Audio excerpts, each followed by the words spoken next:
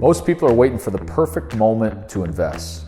They're watching headlines, they're tracking interest rates, they're waiting for some clear signal that says, now is the time. Here's the problem with that. The perfect moment almost never shows up. The reality is, real estate does reward timing, but does not reward precision timing. And there's a big difference between the two. Let me explain. You can understand the environment you're in without needing to hit some imaginary bottom or top that only makes sense in hindsight.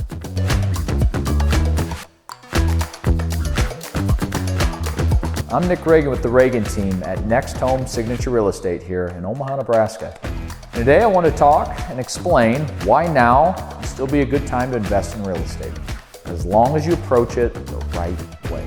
One of the biggest myths in investing is the idea that you have to really time the market perfectly. People want to buy at the absolute bottom and sell at the absolute top. And on paper, that sounds great. In reality, it's almost impossible. Just like the stock market, the investors who actually succeed long-term aren't the ones who are waiting really for perfect conditions. They're the ones who buy smart, hold steady, and let time do the work. They focus on really less of timing the market and more on time in the market. That doesn't mean you buy blindly though. It means you shift your focus. You see, there may not be a perfect time, but there is an informed time. And more often than not, the best time to invest is when you understand the deal in front of you and the numbers that make sense for your situation. Right now, we're seeing something interesting happening with long-term property owners. Many investors who have held real estate for years are sitting on significant amounts of equity, and some of them are choosing to liquidate. Sometimes that decision isn't about simplifying things.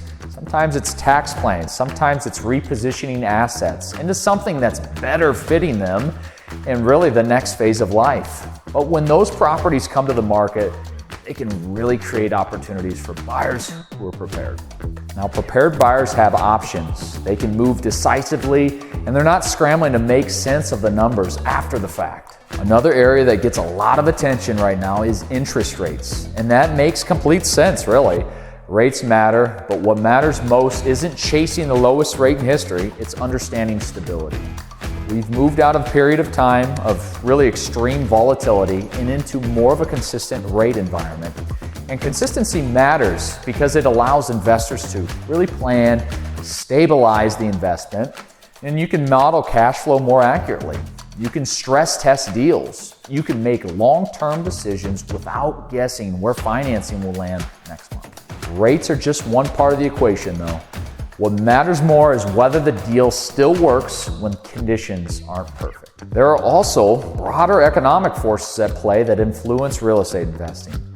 Lending standard shifts, mortgage availability changes, investor confidence moves with policy decisions, the Federal Reserve activity, and the way that mortgage-backed securities are handled at a large scale. You don't need to predict these things perfectly. That's not the goal. But you need to understand the direction that they're moving, how they affect the environment you're investing in. Smart investors aren't reacting to every headline. They're grounding decisions in fundamentals. Does the property cash flow today, or does it have a clear and realistic path to cash flow? Is there long-term demand in the area based on jobs, population, trends, and infrastructure? Does the deal still make sense if appreciation slows or the market stays flat longer than expected? You see, those questions matter far more than trying to guess where the market will be 6 months from now. Real estate works as an investment because time is on your side. Appreciation builds gradually, debt gets paid down month by month, rents adjust over time, and stability, it compounds. When you zoom out, those forces matter more than short-term fluctuations. If you wait for everything to feel perfect, you'll likely stay on the sidelines longer than you intended.